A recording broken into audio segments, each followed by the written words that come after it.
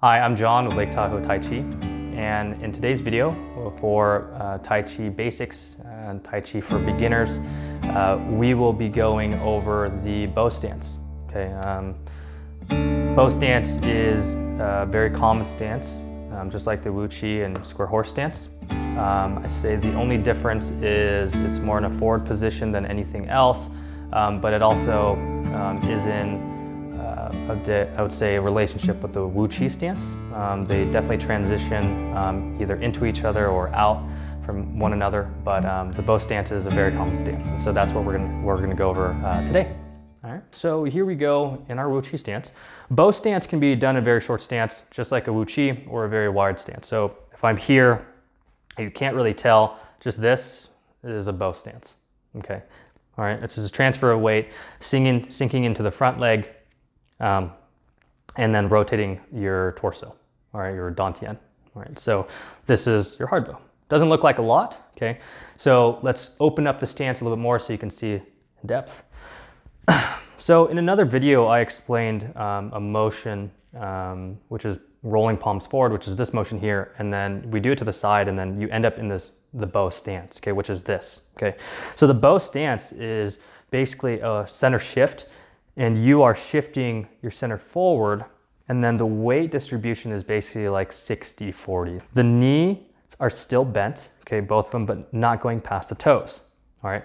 In this angle, the knee is pulling this way, but it's not doing this, okay, the big difference. So we're going in a forward direction. So if I shift to the other side, it releases the tension, opens up that spiral, and then we can shift into the opposite leg. But this is basically the bow stance.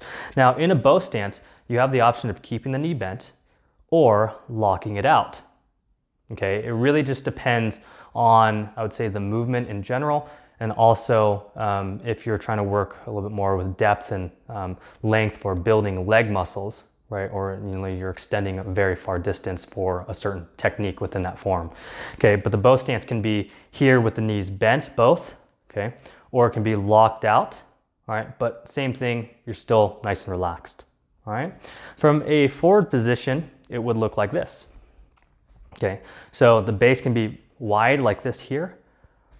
It'd be a little bit more narrow, okay? But same exact thing, if I turn the side, 60 on the front leg, 40 on the back, so we're pushing our center forward, all right? But if you notice here, the knee is past the toe, right, in the sense, but it doesn't affect my knee because my center is actually changed and it's actually separating between the positioning of both my feet. Okay, difference from this, right? My center lies here and it's not moving. But if I'm moving it forward just like a step, okay, this is completely fine, even with the knee being bent, all right? Now, back to it, like I said, you can either have the knee bent or you can have it locked out, all right? And you have this motion as well, or this formation. Front knee, if you actually look, yes, it's not past the toes. If you actually work with it and you keep going a little bit further, you can start to feel it even more, go past, and then the pressure will actually reside near the ball of the foot to almost where the heel comes up. Okay, so that's something that we don't want, all right? So even if I go longer like this here, all right, here's a pretty long stance. Here's that stretch, right? This is extending all the way down, reaching, and then from here, posture, everything's still upright, excuse me. Okay, but knees still not past the toes. Now, if I bend this within a very long stance, this is what will be incorrect, okay? And the reason for this is because now I'm not shifting and I would say extending to the front. And what will happen is I'll actually lose my base if I bend the knee like I did in the short stance. If I bend the knee like this, what ends up happening, I'm not sure if you guys can see, but I start to roll on the ball of the foot and then the heel will start coming up. Now, this is okay during a transition. So for instance, if I'm here and I'm trying to pull my center forward, this is okay. But if I'm trying to keep my stance and hit the stance of a bow, then this needs to stay right at this length, and then my feet need to be planted. So there's a big difference. If we elongate the stance, we need to open up this leg and we need to extend.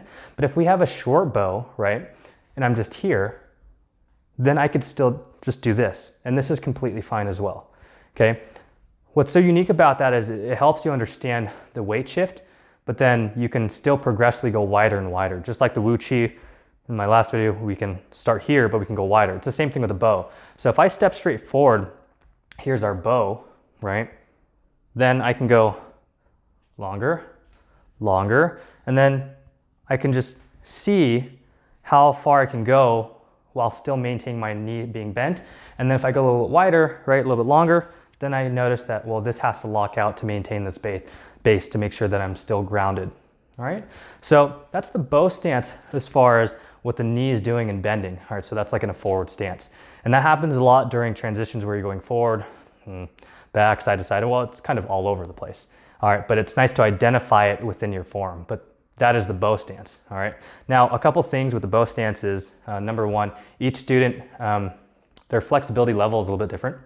Okay, so sometimes rotating the hips could cause a little bit more tension if you keep the feet planted exactly where they are. So for instance, if I'm here in a square horse stance and I shift to a bow, notice that my foot is still pointed straight towards you guys, towards the camera. If they feel that pressure, what you can actually do is you can pivot on the heel. So what that does is just helps you open up that hip a little bit more, but you're still maintaining, okay, that posture of a bow stance, all right? So now this foot is pointed in that direction and this is pointed towards you. Now it's the exact same for the opposite. If I feel that I don't have the flexibility, right, to do this turn and I feel tension here, well, just release off the ball of the foot, keep the heel planted and just pivot, all right? So all we're doing here is just opening it up to where our hips feel naturally aligned in this direction, okay, without having too much tension. So if you feel that if you're in a motion and you're doing this and you're building a lot of tension, it feels very uncomfortable, just open it up, release that tension, but still you're maintaining that rootedness, level hasn't changed, and then you can just pivot the foot. But this is still the bow stance, whether it be here or here, this is still the bow stance. Okay, so that's something that you can play around with. But like I said, start in a very short stance and then build up to a longer stance and then work with that, the positioning of the foot and pivoting, right? So the pivot is, remember, on the heel, not the ball of the foot. Okay, so just for now, understand that. It's on the heel if you're trying to open up.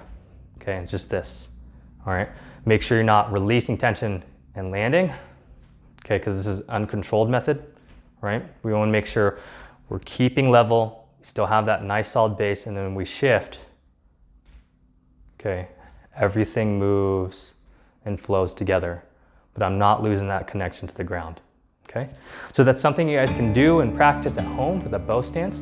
But I hope you guys enjoyed this video. Just a more in-depth look at a bow stance.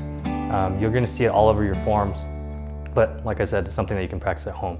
So if you enjoyed this video, please like it, please comment down below or email me. If you guys have any questions, and please subscribe to stay up to date for new content. So once again, thank you guys very much for watching this video, and I hope to see you guys again.